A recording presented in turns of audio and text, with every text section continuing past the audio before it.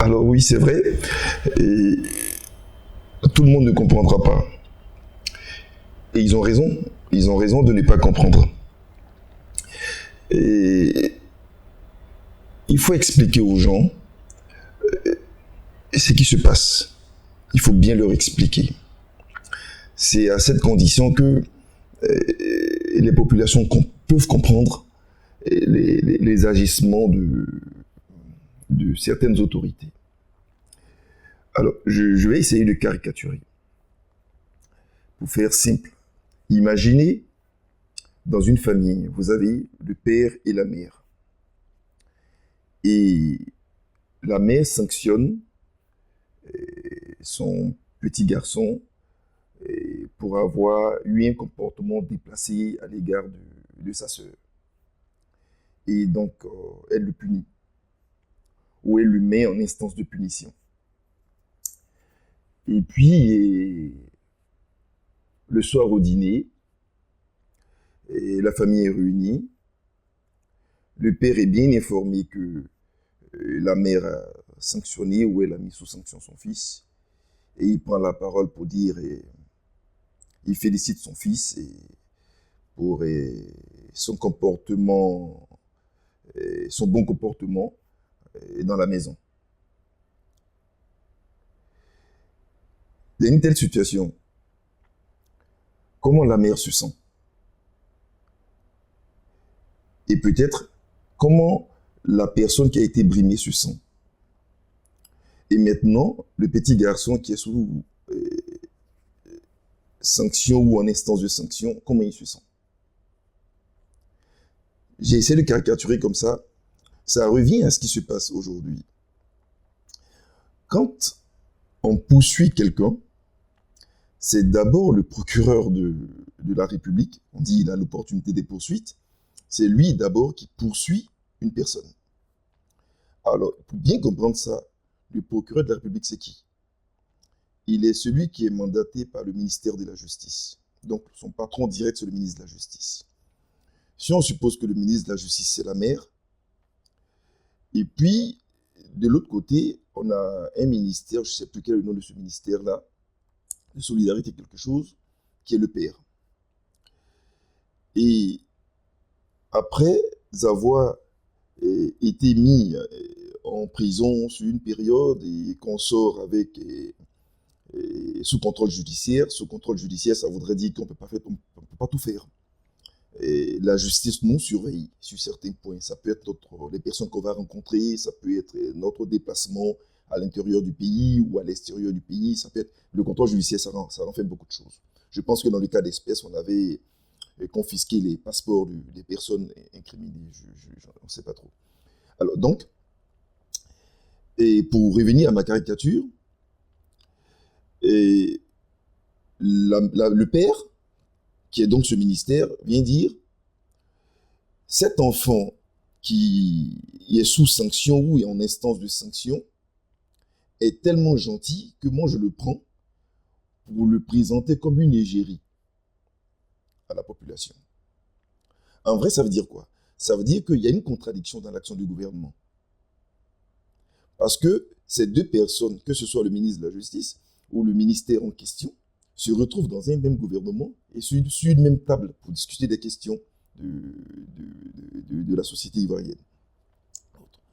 Donc c'est vrai, les gens ont raison de ne pas comprendre. Et moi-même, je ne comprends pas non plus. Je ne remets pas en cause les efforts que cette personne peut faire vis-à-vis des personnes dites défavorisées ou autres, je ne mets pas ça en cause. Et je ne sais même pas à quel degré ça se fait, même si je peux penser que des gens font peut-être mieux que lui, mieux que lui, et on les a pas forcément gratifiés de ce qu'ils font. Mais forcément, on est forcé de constater que, ou bien les gens qui sont à ce type de responsabilité sont incompétents. Incompétent, c'est pas une injure, ça voudrait dire que le métier pour lequel ils ont été mis là, ils ne savent pas le faire, voilà, c'est ce que ça veut dire. Ou bien, ces personnes sont pas forcément bien formés, ou bien les gens sont dans le populisme. Mais dans les trois cas, ce n'est pas fait pour, pour aider les populations à mieux comprendre l'action de nos leaders et de nos autorités. Pour moi, ça crée une certaine confusion dans l'action du gouvernement. Ça crée une véritable confusion de l'action du gouvernement et ce n'est pas une bonne image. Et vous imaginez, il y a quelques semaines, la Côte d'Ivoire a été maintenue sur la liste grise des pays, on parle de la liste du Gafi. Et si vous vous souvenez aussi, l'histoire de ce monsieur avait éclaté juste après qu'on ait été mis sur la liste grise. C'était un peu comme une réponse pour dire que nous sommes en train de lutter contre ce genre de fléau. Mais sauf que malheureusement, à l'atterrissage, un an après, on est en train de rétropédaler. Et pour moi, ce ne sont pas des bons signaux. Après, les questions de déplacement dans tel pays ou autre, je ne sais pas trop, je ne connais pas le dossier, mais je suis forcé de regarder au moins ce que tout le monde a vu, qui a consisté à dire qu'on nomme quelqu'un en tant qu'ambassadeur des œuvres et c'était caritative ou je ne sais pas, ambassadeur de ceci. Pour moi, ce n'est pas un bon signal. Et souvent, j'en parle. Et quand on parle de finance ou d'économie, je parle de théorie du signal. Et ça peut se regarder également de ce point de vue, parce que vous imaginez, quand c'est un ministre qui décide qu'une personne qui est présumée innocente, hein, c'est vrai, mais qui est quand même qui a maille à partir avec la justice, est nommé par une autorité ministre de surcroît, ambassadeur de bonne volonté et autres, on se dit, ce ministre a une information que nous autres, la population, on n'a pas forcément. Parce que le ministre est censé être mieux informé que nous sur certains sujets. Donc ça peut créer vraiment un couac. Je ne suis pas très sûr que les acteurs de la lutte contre le blanchiment d'argent, les acteurs les gens qui travaillent pour que la Côte d'Ivoire sorte de cette liste-là vont recevoir ce genre de comportement comme étant quelque chose qui va les aider. J'en suis pas bien sûr. Et ça sera vraiment dommage pour la Côte d'Ivoire. Parce que je sais un peu les efforts que les équipes font depuis un an pour qu'on puisse sortir de cette liste et faciliter des opérations entre les Ivoiriens et puis la Côte d'Ivoire et les autres pays. Je parlais de ça il y a quelques temps. Et vous savez, il y a des cartes bancaires, on n'arrive pas à les utiliser, tout simplement parce qu'on estime que notre pays est à risque. Et ça bloque le commerce de certaines personnes. Moi, j'en connais beaucoup, voilà, qui se plaignent à moi, qui me disent, ah ben voilà, mais malheureusement, si nos autorités prennent des décisions comme ça, ce n'est pas de nature à rassurer les gens sur les marchés. Et c'est vraiment dommage. Et ça me permet de faire... Vous voyez, le problème que nous avons, c'est qu'on a le sentiment, ici, si je dis le sentiment, vraiment c'est un euphémisme, hein, on a le sentiment que souvent on nous dirige avec des émotions. Il y a beaucoup d'émotions dans la manière de diriger, de nous diriger. Et pour moi, c'est un problème. Il y a quelques années, il y a eu l'histoire du jeune frère Dougoutigi, voilà, qui avait fait une vidéo avec un peu de savon dans les oreilles et qui avait, comme on appelle, suscité beaucoup d'émotions. Et on l'avait reçu dans beaucoup de siècles. Et pour la petite histoire, moi-même, je l'avais reçu à la demande d'un programme national, comme on appelle les programmes nationaux de la production avicole, voilà, avicole, pour l'aider à créer donc sa structure avicole. Donc production et autres, de poulet, tout ça. Je l'avais reçu à mon cabinet parce qu'on avait fait la partie conseil juridique pour la création de sa structure. Au passage, je n'ai même pas été payé pour ça, mais ce n'est pas le sujet.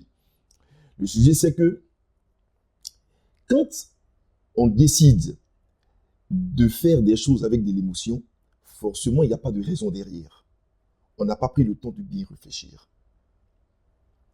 On peut se poser la question de savoir, mais tous ces jeunes, qu'on forme dans les écoles d'agriculture, dans les écoles avicoles et autres, qui sortent et qui cherchent des financements pour pouvoir s'installer. Ça veut dire qu'ils ont été formés pour ça. Et ils cherchent des financements pour s'installer. On ne leur en donne pas. Et puis quelqu'un sort d'une douche avec un savon dans les oreilles, on l'appelle, on lui débloque des millions pour aller faire quelque chose qu'il ne connaît pas, qu'il ne sait pas faire, à la place d'autres personnes qui sont présumées savoir le faire. C'est de l'émotion. On se dit la vérité, quoi. C'est de l'émotion. Et on sait où est-ce que l'émotion nous conduit. Vous savez, j'ai le père d'un ami qui me disait, il y a une bonne dizaine, quinzaine d'années derrière, il me disait, Navaga, tu sais, il m'appelait Watt, il dit, tu sais, la plus belle femme ne donne que ce qu'elle a. Le petit, il a donné ce qu'il avait. Tout ce qu'il avait en compétence pour gérer une exploitation avicole, il a donné. Mais en vrai, il n'avait rien à donner. Donc forcément, ça ne marchera pas. Dire ça, c'est pas s'opposer au fait qu'on puisse aider de manière spontanée certaines personnes, mais c'est de dire, quand on veut aider, aidons la bonne personne, ou aidons les bonnes personnes. Moi, je connais, je ne suis pas le seul à les connaître, des écoles qui forment en agriculture, et qui forment bien. Combien parmi ces jeunes ont été financés? Ça pose le problème des politiques publiques. Ça pose le problème de l'orientation des politiques publiques. Parce que c'est de l'argent public qu'on prend pour financer quelqu'un qui sort avec du savon dans les oreilles. Au détriment de celui qui a fait une formation dans le domaine. Comment on fait pour que les populations nous fassent confiance dans ce genre de conditions? C'est toute la question. Donc, à mon avis, il faut revoir la manière de se positionner dans la sphère publique. Et il faut revoir cette manière de vouloir suivre l'élan, je dis populiste, parce que malheureusement, c'est le terme que je trouve. Il faut revoir ça. Parce qu'on ne peut pas diriger, c'est le terme, on ne peut pas diriger les gens comme ça. Je ne pense pas vouloir faire la morale, non, mais je pense qu'on ne peut pas diriger les gens comme ça. Il faut bien orienter nos politiques pour que tout le monde puisse se sentir dans le train de la croissance et du développement qu'on est en train d'évoquer depuis des dizaines d'années.